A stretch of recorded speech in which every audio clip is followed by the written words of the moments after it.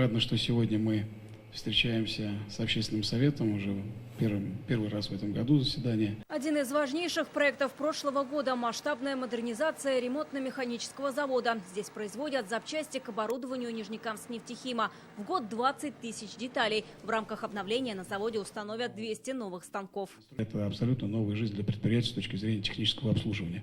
Потому что, естественно, технологии меняются, оборудование меняется. Оборудование – это не только в моменте тонны. Естественно, это качество, естественно, это новый ассортимент, естественно, это экологичность, защищенность по охране труда. В прошлом году в Нижнекамске создали профильные нефтехим и Сибур-классы. Идет комплектация производственного блока колледжа нефтехимии и нефтепереработки по федеральной программе «Профессионалитет».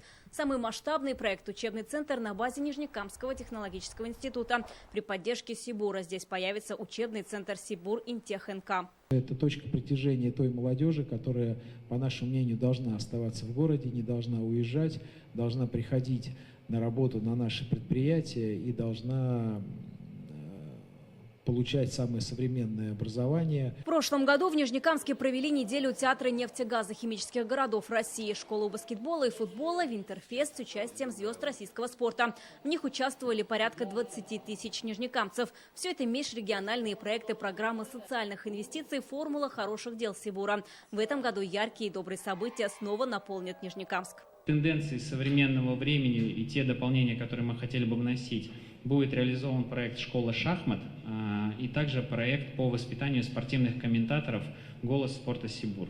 Ту поддержку, которую оказывает компания Сибур в рамках грантовой поддержки «Формула хороших дел», это отличная возможность. Первое – это воплотить свои идеи. Второе – это разнообразить и улучшить жизнь населения. Главный проект этого года – пусконаладочные работы уникального предприятия ЭП-600 и завершение строительства производства гексена. Вероника Гайнудинова, Алена Струминская, Адель Миндубаев, ТНВ, Нижнекамск.